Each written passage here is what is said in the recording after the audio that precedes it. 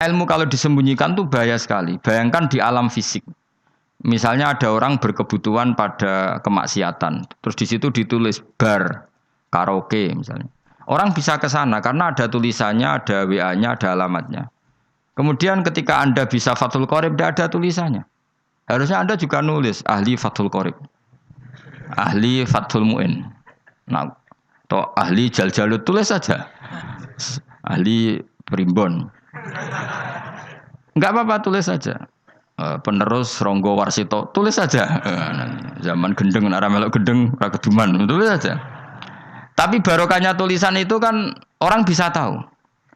Makanya kenapa banyak orang sufi yang sudah menyembunyikan diri, wanake nakal-nakal, karena dia disalahkan Allah, karena menyembunyikan ilmu. Saya itu orang yang senang tertutup, kecuali masalah ilmu. Saya mau mengajar.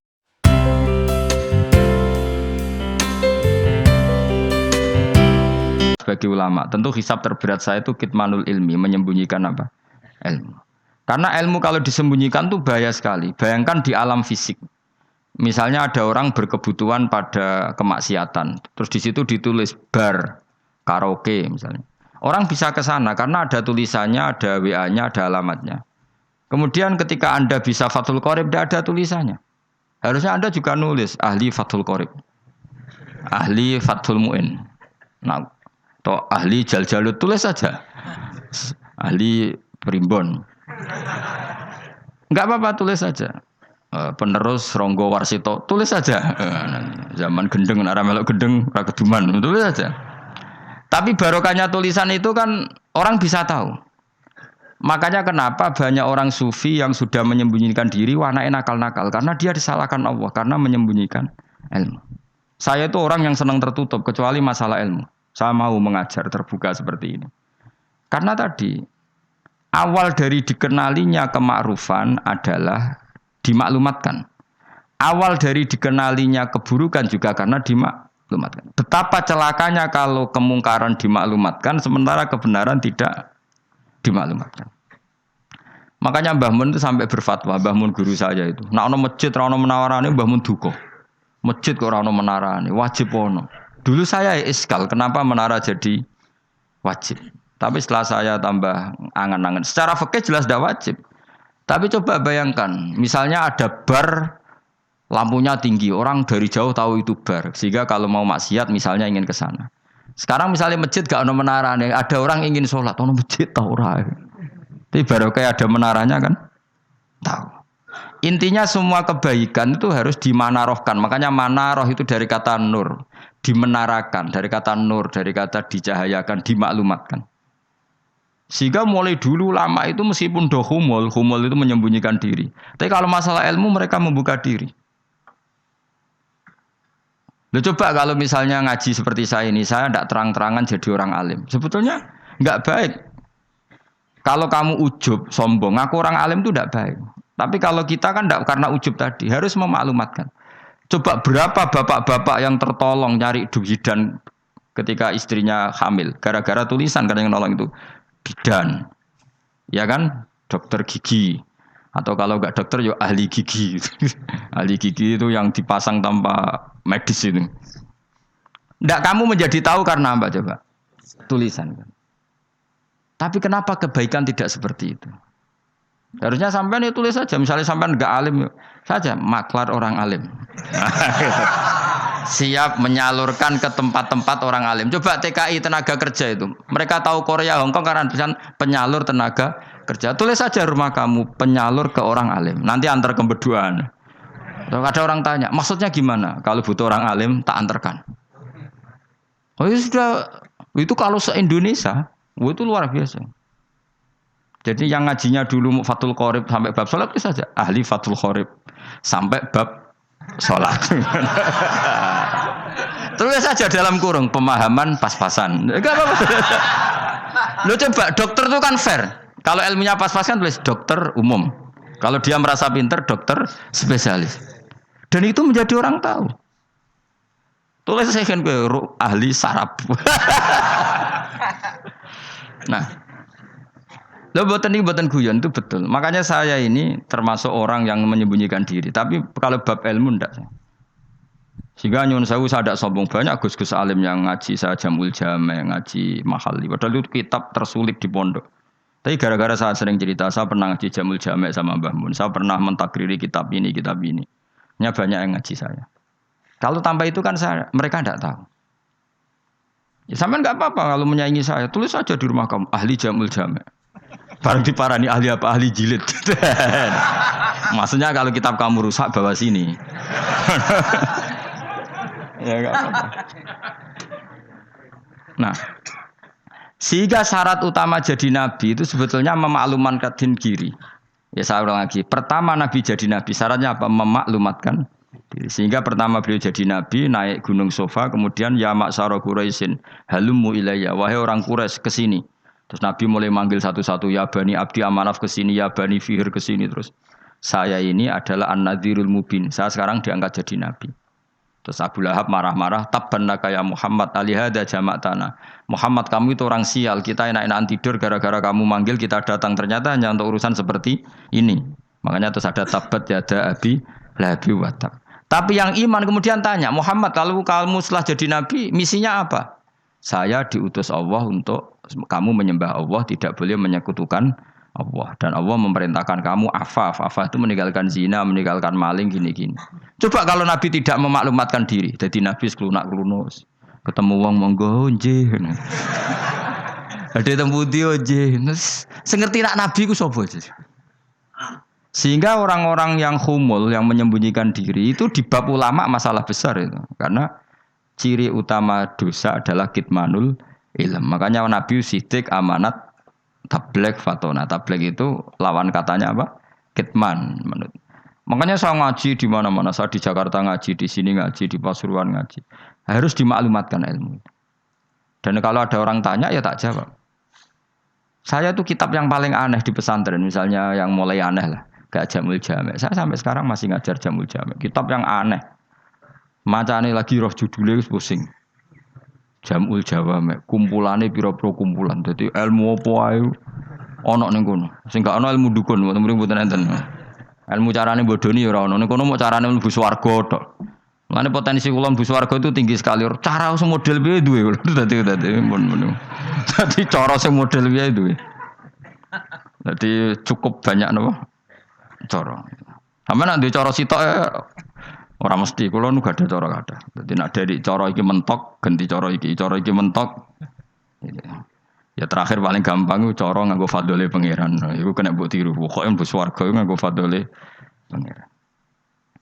Masalah utama kita sebetulnya itu. Makanya saya tidak pati cocok sama orang sufi itu. Kebenaran itu harus dimaklumatkan. Sementara orang sufi itu ingin menyembunyikan diri. Itu kalau untuk yang alim itu tidak bagus. Wong kita saja tahu itu dokter atau bidan karena tulisan.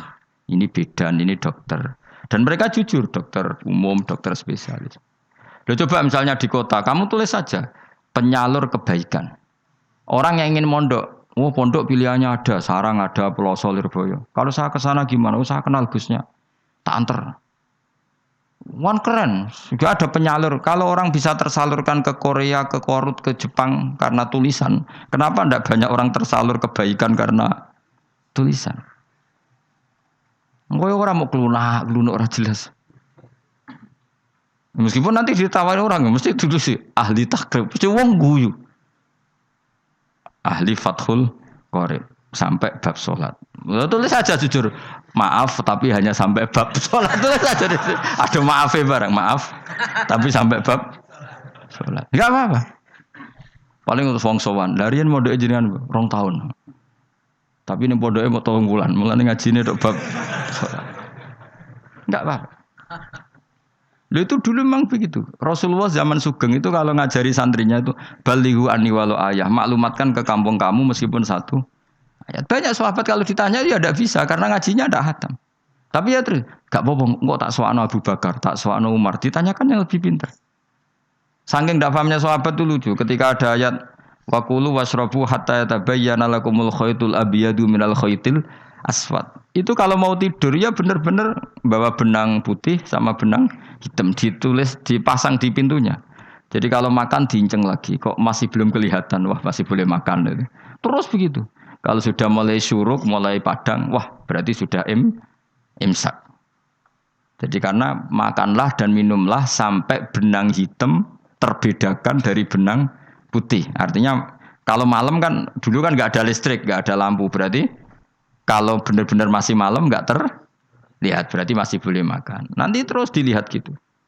Terus, ya sudah wakafnya di situ. Hatta yatabayyana lakumul khaytul abyadu minal khaytil aswad. Wakaf dulu. Terus akhirnya Kanjeng Nabi itu piye kok umatku dadi masangi benang. Akhirnya Jibril teko. Ini makanya unik dalam ulumul Quran. Satu-satunya ayat yang diturunkan hanya satu kata itu ya ayat itu tok. Terus Jibril datang, Muhammad ayatnya itu kurang sitok. Minal fajr. Terus ditambahi minal fajr. Jadi minal fajr itu unik. Ada Jibril jauh-jauh dari langit. Iku mau nurun apa? Minal fajr. Makanya kalau kamu nanti dites, kalau ingin jadi dokter tafsir dites, ada satu kalimat yang diturunkan jauh-jauh Jibril ke bumi. Apa kalimat itu? Jawabannya minal fajr. Wis alim gue yakin alim. Memang ikut tak? Masa ikut? Mereka gara-gara sahabat itu terus masangi apa? Benang ngincang. Akhirnya minal fajr. Baru mereka tahu maksud fajar, maksud apa? Benang hitam artinya malam, benang putih artinya fajar sodik sudah menyingsing. Semenjak itu sudah ada benang-benangan karena jadi orang-orang ngono maksud iki cek kurang sithik terus turun apa? Minal fajar ya. Jadi nanti kalau sampai latihan tes jadi dokter apa? Tafsir. Ayat mana yang diturunkan hanya satu kalimat atau satu kata jawab apa? Minal fajar. Lolos langsung dokter. Bon pinter. Ya pinter ngerpek maksudnya orang diganda. Lah nanti hubungan kita dengan Allah ya seperti itu. Sejauh mana kita memaklumatkan Allah. Sejauh mana kita mengkampanyakan Allah.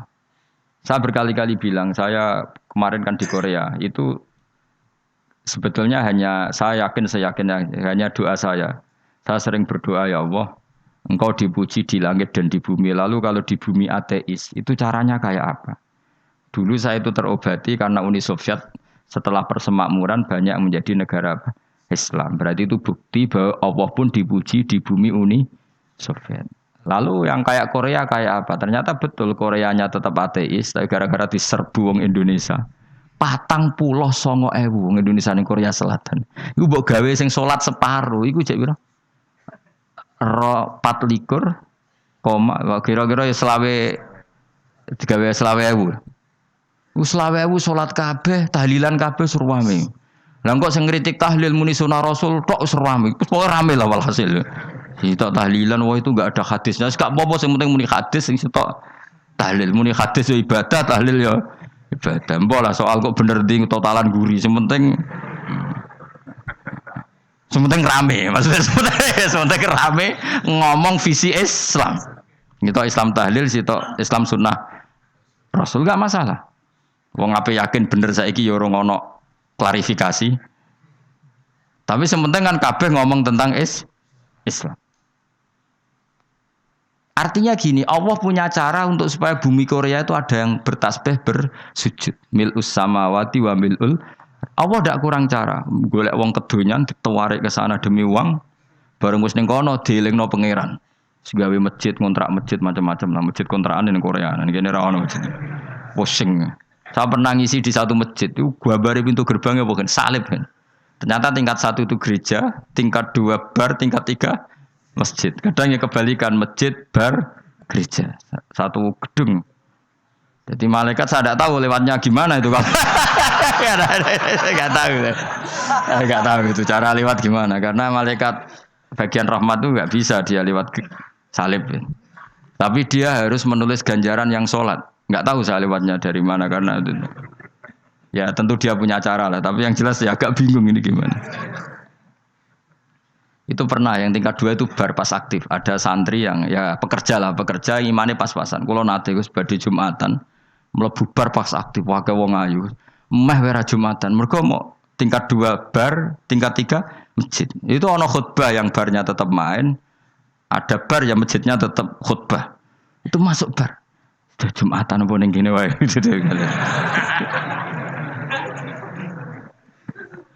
Akhirnya ya di situ beberapa menit terus ada komat Jumatan.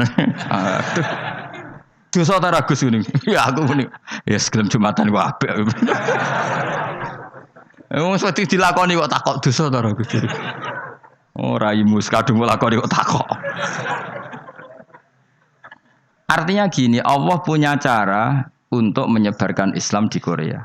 Sama seperti Allah punya cara untuk menyebarkan Islam apa di Indonesia. Dulu orang Gujarat, Punjab, ya sejarah ini menurut saya ya tetap sebagiannya benar. Meskipun tidak seluruhnya benarnya sejarah Islam masuk Indonesia rata-rata orang kan menulis pedagang Gujarat, India ke Indonesia dagang karena mereka mukmin akhirnya juga menyebarkan apa? Islam. Itu jelas nyata. Meskipun tidak semuanya seperti itu karena ada yang dibawa Yusuf Baros itu yang muridnya Sayyidina Ali itu. Terus juga ada yang dibawa beberapa habaib dari Yaman langsung ke Indonesia kayak yang di daerah Tuban itu kan langsung habib-habib dari Samarkand langsung ke mana? Tuban. Makanya saya bilang sejarah itu semuanya benar karena memang variasi masuknya Islam di Indonesia itu banyak. Jadi itu enggak masalah.